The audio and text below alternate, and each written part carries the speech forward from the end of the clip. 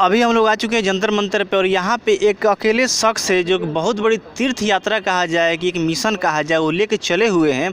उनको हम लोग देखे तो एक मतलब आश्चर्य लगा कि बताइए अकेले होके एक इतनी बड़ी डिमांड पे वो निकले हुए हैं। तो उनसे हम लोग सोचे मिल लिया जाए और क्या उनका डिमांड है उसके बारे में जान लिया जाए। आइए उनसे मिलते हैं और क्या क्या उनका डिमांड है उनसे जानने का हम लोग कोशिश करते हैं। जी, आपका नाम क्या है? तुलसीराम जी, आपका वैसे डिमांड क्या है ये बताइए पहले। मैं चाहता हूँ लोगों को समय पर इंसाफ मिले, मुकदमों की समय सीमा तय हो, हमारी बहन बेटियाँ सुरक्षित हों और देश को भ्रष्टाचार से मुक्ति मिले, हमारी सीमाएं सुरक्षित हो, हमारे देश का जवान सुरक्षित हो और देश को गंदगी से, कूड़े से, भ्रष्टाचार से इनसे मुक्ति मिलनी चाहिए। ये बिल्कुल, इनका जो भी कहने का मतलब है यहाँ पे सब कुछ लिख दिया गया है। मुकदमों का जो समय सीमा वो तय हो, उसके बाद जाति धर्म जो आरक्षण है उसको बंद किया जाए और जाति धर्म से ऊपर उठ के एक इंडिया को नेक्स्ट लेवल पर ले जाने का काम किया जाए। उसके बाद इनका और भी डिमांड है कि भारत में जितनी भी नदियाँ हैं सबको एक साथ जोड़ा जाए। आज के समय में देखा जाता है कि सबसे कहीं ज़्यादा बाढ़ ही आ जाता है, ज़्यादा पानी हो जाता है, कहीं सूखा ही पड़ जाता है। उस समस्या को यहाँ पे अगर जोड़ दिया जाए तो बहुत बड़ा एक समाधान हो जाएगा। ये है इनका डिमांड। उसके बाद कहने मतलब हर भाषाओं का सम्मान मिले। उसके बाद यहाँ पे तिब्बत बलूचिस्तान आज़ादी का जो समर्थन है उस पर चीन और पाकिस्तान का जो नापाक हरकत करते हैं उस पर कुछ रोक हो, उसका कुछ समस्या का समाधान हो, ये इनका इस तरह का कुछ डिमांड है। उसके बाद महिला का सुरक्षा कानून, इस पे इनका कुछ डिमांड है। ऐसे करते इनका बहुत सा डिमांड है यहाँ पे। तो एक ये कहा जाए कि इनका एक कॉरेज कहा जाए, हौसला कहा जाए, पेशेंस कहा जाए कि अकेले हैं मात्र ये और लगे हैं इतनी चीज़ों को डिमांड में गवर्नमेंट से लेने के लिए। ये छोट दिल के नहीं बड़े दिल वाले लोगों के लिए काम होता है ये। तो मैं इनके दिल को सलाम करना चाहूँगा, लेकिन इनसे मैं ये कहना चाहूँगा कि इस पर ये क्यों इनका ये मतलब कि समस्या आया इनके सामने। हो सकता है ये इनको ये समस्या मिला होगा, कहीं ना कहीं भी केस में उलझे होंगे, कहीं ना कहीं गवर्नमेंट के चक्कर में भी आए होंगे तो इनका समाधान नहीं मिला होगा। तो मैं इनसे चाहूँगा कि ज़रूर ये इस पर लगे रहे और इनका समस्या का समाधान यहाँ से होगा। इस चीज़ के बारे में आप क्या कहना चाहेंगे? अब हम तो सब परेशान है, हम जब ये से आए मतलब केस चल रहा है, कोई समाधान नहीं हो रहा है। यानी कोई आज के टाइम का केस चल रहा है, 5 साल से कोई सुनाई नहीं हो रही कहीं भी। मैं बताता हूँ ना, मेरे 60 साल की उम्र हो गई है और मैं मुकदमा लड़ते एप्लीकेशन देते अपील करते थक गया हूँ, मगर मेरी अब तक कोई सुनवाई नहीं हो रही। मैं डीटीसी में कंडक्टर था, मैं बेकसूर था, फिर भी मेरे को निकाल दिया गया भ्रष्टाचार के कारण। उसके बाद मैंने केस लड़ा क्योंकि न्यायपालिका में भी भ्रष्टाचार है, वहाँ भी कानून बिकता है, वहाँ भी न्याय बिकता है, जज बिकते हैं, वकील बिकते हैं, इसलिए मेरे को न्याय नहीं मिल पाया। उसके बाद मैं हाई कोर्ट भी गया, सुप्रीम कोर्ट में भी मैंने एप्लीकेशन लगाई। मैं इसीलिए पीछे रह गया क्योंकि मैंने किसी को रिश्वत नहीं दी, ना ज़िंदगी में किसी को रिश्वत दी है और ना देता हूँ आज तक 60 साल की। आज के टाइम में ये जो बोल रहे सच है क्या? ऐसा अब हमारे तो भैया हमें पर नहीं परेशान। ऐसा सच है क्या? सर जो बोल रहे सच है क्या? ये जो हमारे बीच में तुलसीराम जी हैं, ये अपना आप में एक जीवंत व्यक्ति है जो एक भारतीय संस्कृति का एक ध्वजवाहक है।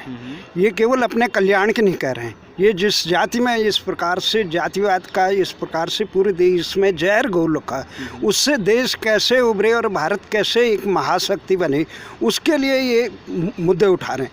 यहाँ से बद्रीनाथ जो होता है भारतीय आस्था का एक प्रतीक है। जब पूरे संसार में तमाम धर्म नहीं थे उस समय भी बद्रीनाथ यहाँ पे था और पूरे देश की संस्कृति विरासत को जोड़ने का एक महत्वपूर्ण कारण था, जिसके कारण पूरे अरब से लेकर यूनान से लेकर तमाम लुटेरे इस देश को लूटने आए, यहाँ की आर्थिक संपदा को लूटने आए। उस संपदा को, उस संस्कृति को विस्मृत करने के कारण आज भारत की यह दयनीय स्थिति हुई है। तो ये जो मौर्य जी हैं, तुलसीराम मौर्य एक जीवंत व्यक्ति है। भारतीय न्यायपालिका का क्या विकृत चरित्र है, चेहरा है, उसके जीते जागते उदाहरण है। एक ईमानदार व्यक्ति को जब इस देश की न्यायपालिका में न्याय नहीं मिलता है, जब इस देश की सरकारों को न्याय नहीं मिलता है, जब इस देश का समाज उदासीन होता है, तब वह व्यक्ति भगवान की शरण में जाकर वहाँ उत्तराखंड धाम जहाँ मोक्षधाम है, जो हम नर और नारायण की तपस्थली है, देश के लोगों को चिंतन का और मनन का, इस देश और इस सृष्टि को एक सही रास्ता देने के लिए तपोभूमि है। उस भूमि से पदयात्रा करके ये देश की राजधानी दिल्ली में आते हैं और यहाँ यहाँ पे कई वर्षों से अनवरत इनकी यात्रा चल रही है। इस यात्रा को हम हर पल नमन करते हैं और उनके जिजीविषा को एक तमाम विपरीत परिस्थितियों के बावजूद इन्होंने हार नहीं मानी और अकेला चलो, जो ये रविन्द्रनाथ टैगोर का ये था कि जब साथ में चलने वाले ज़्यादा लोग न हो तो सत्य मार्ग पे आदमी को अकेला भी चलना चाहिए।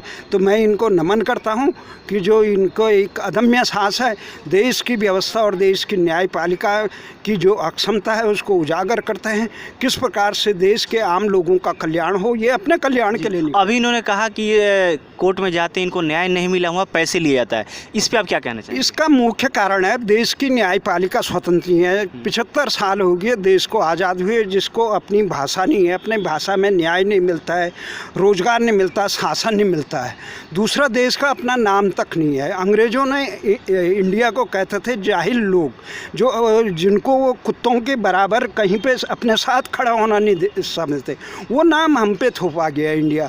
और भारत के इतने 75 साल हो गए, तमाम सरकार आए, वो तमाम प्रकार की सरकारों ने आज तक उस कलंक को, जो गुलामी का कलंक है, उसे सर माथे पे रखा हुआ है। भारतीय भाषाएं और भारतीय संस्कृति, यहाँ पे अंग्रेज़ों का ये लूट तंत्र है, जो मैकाले का तमाम लूट तंत्र है, उससे ये व्यवस्था चरमरा गई है, देश की प्रतिमाएं खत्म हो गई है। देश के लोगों को यही नहीं पता है कि देश का कल्याण किस में है और भारत महान कैसे था, ये इसका भी नहीं पता। क्योंकि जितने भी ये लुटेरे आए, चाहे मुग़ल लुटेरे आए, ये यहाँ पे ये अपने अंग्रेज और अन्य लोग आए, वो यहाँ कोई ज्ञान देने नहीं आए थे, यहाँ लूटने के पर्पज से आए, लूटने से आए और उन्होंने लूटा और अपने देश का विकास किया। जो संस्कृति विहीन थे पूरे यूरोप, जहाँ पे महिलाओं का कहीं दर्जा ही नहीं था, उस यूरोप को अगर किसी ने एक जीवन पद्धति दी तो भारत ने दी। आज भारतीय विश्वविद्यालय, तमाम विश्वविद्यालय भारतीय संस्कृति और भारतीय भाषाओं से विस्मृत हो गए, आज वो लूट कर देशद्रोहियों का अड्डा बनी है। इसका मूल कारण यही है कि देश की अभी तक अंग्रेज़ों के जाने के 75 साल बाद भी देश की भाषा, देश की संस्कृति, देश का इतिहास और देश का मानसिक गुलामी अभी तक दूर नहीं हुई। अभी तक आप यहाँ पे उनके विचार सुन रहे थे, बहुत जीवन। बिल्कुल। आप कब से ये यात्रा स्टार्ट कर रहे हैं आप? जी मैं सन 2014 से यात्रा कर रहा हूँ। अच्छा, आज कब निकलने वाले हैं आप?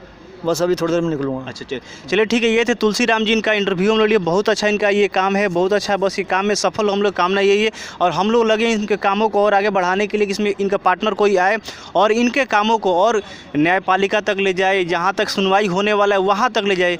चलिए, मैं युवा यादव, सॉल्यूशन न्यूज़ से, जय हिंद।